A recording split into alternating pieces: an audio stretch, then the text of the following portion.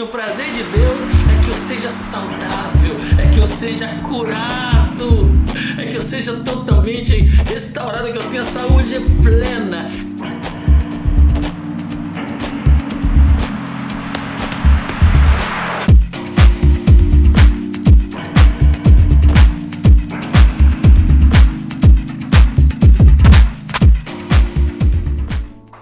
Estamos aqui entrando na nossa quarta lição, uma revelação poderosa sobre a ceia. Seja bem-vindo à nossa quarta lição. Na primeira lição, nós falamos sobre o novo nascimento.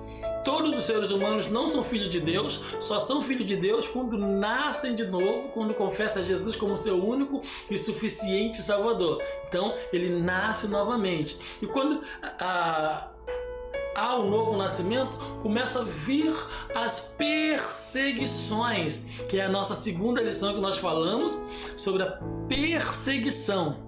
Então você pode procurar aí nos nossos vídeos anteriores que você vai ver as perseguições.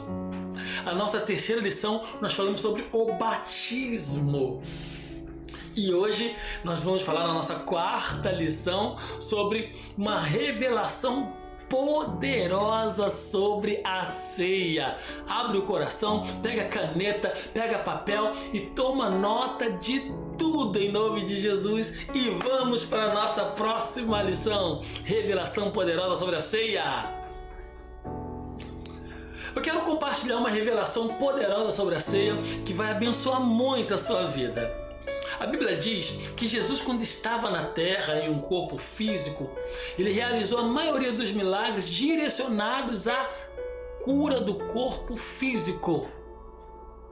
Então, se não é a vontade de Deus que você tenha saúde plena, então diga aí qual é. João 12,45. Jesus disse: "Estou há tanto tempo convosco e não me tendes conhecido, Filipe? Quem me vê a mim, vê o Pai. Como dizes tu, mostra-nos o Pai?" E em João 12,45 lemos que Jesus é o mesmo ontem, hoje e eternamente. Ele não muda, ele é imutável. Então você nunca verá Jesus olhando para o seu estado perfeito de saúde, dizendo: "Vem aqui, você está com muita saúde, recebe um pouco de lepra aí." Você vê isso na Bíblia? Claro que não. Então, o prazer de Deus é que você seja saudável. Amém? Diga assim: o prazer de Deus é que eu seja saudável, é que eu seja curado, é que eu seja totalmente restaurado, que eu tenha saúde plena. Esse é o desejo de Deus. A Bíblia não diz que ele pegou os pães e os peixes do garoto e comeu. Não, pois o prazer dele é sempre multiplicar o que você entrega a ele. Anote isso aqui agora, hein? Você sempre dá uma semente e ele lhe dá uma colheita. Deus disse para você semear a semente e não semear a colheita. Sempre é ele quem lhe dá a colheita, pois ele sempre é maior do que você. Diga assim: o meu Deus é maior. Aleluia! Se você acredita que é da vontade de Deus que você não seja saudável, então por quê? Por que cargas d'água? Através dos remédios você está tentando sair da vontade de Deus? Não, a vontade de Deus, pastor, é que eu passe essa luta aqui, que eu fique doente. Deus quer que eu fique doente. Essa é a vontade de Deus. Então não toma remédio, porque senão você vai sair da vontade de Deus. Isso não faz sentido. Quando compramos remédios, é porque cremos que podemos ser curados. E isso também está correto, está na bênção. Presta atenção, quando o mundo enfraquece, quando o mundo adoece, quando o mundo morre, não pode ser novidade para nós. Por quê? Porque eles estão debaixo da sentença do pecado. E o salário do pecado é... A humanidade caída, desde o tempo de Adão, está sofrendo de doenças, enfermidades e até envelhecimento prematuro e morte. O mundo está debaixo de condenação até encontrarem a saída. E qual que é o nome da saída da condenação? Escreve aí. Qual que é o nome da saída da condenação? Jesus Cristo. Pois Deus o enviou para ser o último Adão. 1 Coríntios 15, 45. Assim está escrito: o primeiro homem, Adão, tornou-se um ser vivente. O último Adão, espírito vivificante. Nós aprendemos isso na nossa primeira lição, que existia duas raças lá no Egito: alma vivente e espírito vivificante. Alma vivente é quem ainda não tem Jesus. Espírito vivificante é quem tem Jesus como seu Senhor e Salvador. Então, se você entregou a sua vida a Jesus, você já saiu do primeiro representante, o primeiro Adão, e de tudo que veio por ele, porque você encontrou o último Adão, cujo nome é Jesus Cristo. 1 Coríntios 11, 32. O Senhor diz assim: quando, porém, somos julgados pelo Senhor, estamos sendo disciplinados para que não sejamos condenados com o mundo. Deus não quer que sejamos condenados com o mundo. E esse texto, ele está falando da ceia, do pão e do vinho, e de como devemos participar da ceia para que não sejamos condenados com o mundo. Infelizmente, muitos interpretam de forma errada a palavra condenação com o sentido de ir para o inferno. Não é isso que o texto está dizendo. Na verdade, diz que você não deve participar da ceia indignamente. O texto está dizendo isso. Pois você não receberá os benefícios da ceia e ainda sofrerá a condenação do mundo. E você pode perguntar: qual é a condenação do mundo aqui, nesse contexto aí, de 1 Coríntios 11? Qual que é a condenação? É a fraqueza, a enfermidade e a morte prematura. Essa é a condenação. Desde que Adão pecou, o mundo está debaixo dessa condenação. Mas para os que receberam a salvação em Jesus, isso foi cancelado. E essa verdade é para quem toma posse por fé. Tem que tomar posse por fé. Eu tomo posse. Eu não sou desse mundo. Eu não serei condenado com esse mundo. Eu já sou salvo em Jesus Cristo. Então, foi muito surpreendente para o apóstolo Paulo escrever as revelações de 1 Coríntios 11, do 23 até o 34. Ele se surpreendeu por muitos na igreja, pois muitos na igreja eram fracos, doentes e alguns já dormiam ou morriam antes do tempo. O apóstolo Paulo, então, mostrou as razões para isso estar acontecendo.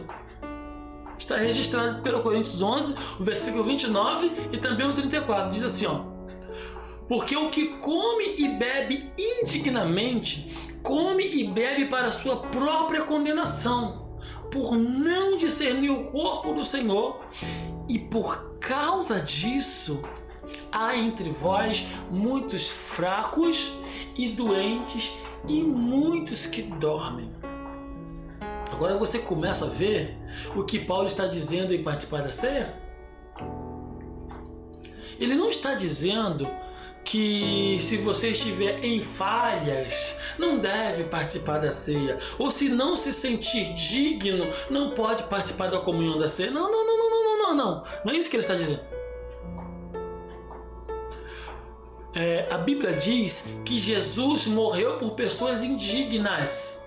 Na verdade, não existe ninguém digno. Sempre vai ser Jesus quem nos qualifica e quem nos justifica. Sempre. É por causa de Jesus. Não é por causa de mim, não é por causa de você, não é por causa da nossa performance. É por causa de Jesus. O texto é claro ao dizer: se alguém come e bebe deste pão de maneira indigna. O texto fala da maneira e não da pessoa. É a ação e não quem agiu. Ele está dizendo que a maneira que você está participando não vai lhe permitir receber o benefício daquilo que ele está oferecendo. E este é o motivo de estar fraco, doente e morrendo antes do tempo. Que revelação poderosa da ceia, né? Muitos crentes têm a ideia de que tudo está bem até o dia de participarem da ceia com algumas falhas e serem condenados pelo Deus que permitiu Judas cear. Esses crentes, por não terem a verdadeira revelação da ceia, acreditam que se estiverem em pecado e participarem da ceia, ficarão doentes ou serão condenados. E isso não está certo. Para pensar. Eu estou em pecado, não vou cear. Quem vai cear então? Quem é que vai cear se estiver em pecado? Você peca? Não, pastor, eu não peco. A Bíblia me responde dizer que tu é um mentiroso. Não, pastor, está me chamando de mentiroso. Eu não, a Bíblia, que diz que aquele que diz que não tem pecado é mentiroso. Então se é porque você se acha em pecado e você não vai participar da ceia, quem vai participar? Ninguém. Porque todos, a Bíblia diz todos, não é a meia dúzia, todos pecaram e estão destituídos, carecem da glória de Deus. Então todo mundo pecou. Então o correto é que todas as pessoas do mundo estão doentes e Deus providenciou a ceia para lhes dar um caminho e uma saída. Alguns crentes dizem: se eu estou bem, eu ceio e vai ser uma bênção. Agora, se eu estou em falta, algo ruim vai acontecer comigo.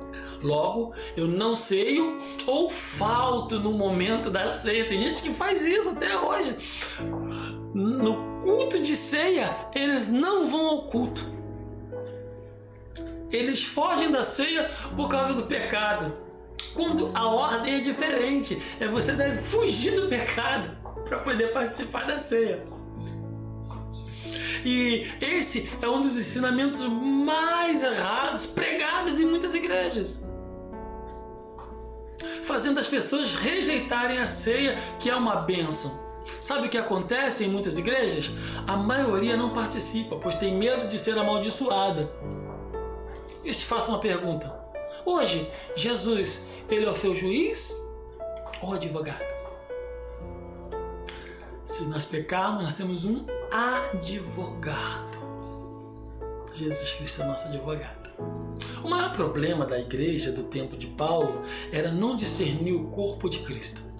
Participar da ceia de maneira indigna era não discernir o corpo de Cristo. A Bíblia diz no singular e não no plural, por esta razão e não por estas razões. Nesse texto só existe uma razão, olha aqui para mim, só existe uma razão de a igreja estar fraca, de a igreja estar doente e com muitos morrendo. Apenas uma razão: não discernir o corpo de Cristo. E isso é participar indignamente, ou seja, pegar o pão e não ter discernimento do que é o pão, participar da ceia de forma supersticiosa, ou fazer um teste e não ceiar por fé. Participar indignamente é não discernir o corpo do Senhor, e por não discernir o corpo do Senhor, única e exclusivamente por não entender o que está fazendo, o que representa a ceia, é que muitos estão fracos, doentes e dormem. E eu quero partir aqui para a nossa conclusão. Infelizmente, sofremos por sermos ignorantes e, com isso, não tomamos posse do que é nosso em Cristo, ou sofremos por tomarmos posse de tão pouco. Oséias 4,6 diz que o povo foi destruído, porque lhe falta conhecimento. A ignorância é o nosso maior vilão. O nosso maior vilão não é o diabo, não é o pecado, é a ignorância. E por ter pessoas ignorantes, elas sofrem, elas perecem. Aquele contexto lá de João 8,32, que é lido muito em penitenciárias, né? E conhecereis a verdade, e a verdade vos libertará. Lembra desse texto? João 8,32. Mas eu quero ler o versículo 31. Poucos leem o versículo 31 de João, né? Geralmente só lê o 8,32. Vamos ler o 8,31 também? Olha só, note bem. Jesus dizia, pois, aos judeus, João 8:31. Jesus dizia, pois, aos judeus que criam nele: se vós permanecerdes na minha palavra, verdadeiramente sereis meus discípulos. Se vocês permanecer na minha palavra, verdadeiramente serão meus discípulos. Jesus dizia, pois, aos judeus que criam nele. Qual que é o contexto aqui? Você deve conhecer a história. Tinha uma mulher que foi pega no ato de adultério. Queriam dar pedrada nela. Ninguém deu pedrada porque levaram ela até Jesus. Você pode não ter jeito para ninguém. Essa fulana não tem jeito para ninguém. Tá tudo acabado, não tem mais jeito. Até levar para Jesus. Se levar para Jesus tem jeito. Então levaram ela até Jesus. Jesus falou que não tiver pecado, dá pedrada nela, pode dar uma pedrada bem na cabeça dela aí, pode dar. Ninguém deu, porque todo mundo tem pecado. E aí foi embora todo mundo, ficou Jesus e a mulher. Jesus falou: mulher, cadê o teu acusador? Ninguém te condenou, também não te condenou, vai, pega o beco, deixa sem vergonha. Isso aqui está na minha tradução, não está na tradução do João Ferreira. Mas a Bíblia diz que alguns judeus creram nele, porque a Bíblia diz: Jesus dizia, pois, aos judeus que criam nele. Então alguém creu. Alguém creu.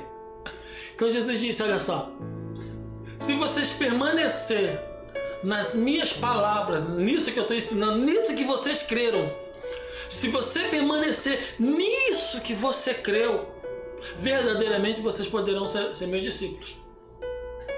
Discípulo, no original, é seguidor de Jesus. Então, se vocês crer nesse ensinamento aqui que eu estou ensinando, vocês vão poder me seguir. Tá entendendo? Se vocês crerem nisso que vocês viram, nisso que vocês ouviram, nessas minhas palavras que vocês ouviram, vocês vão poder me seguir.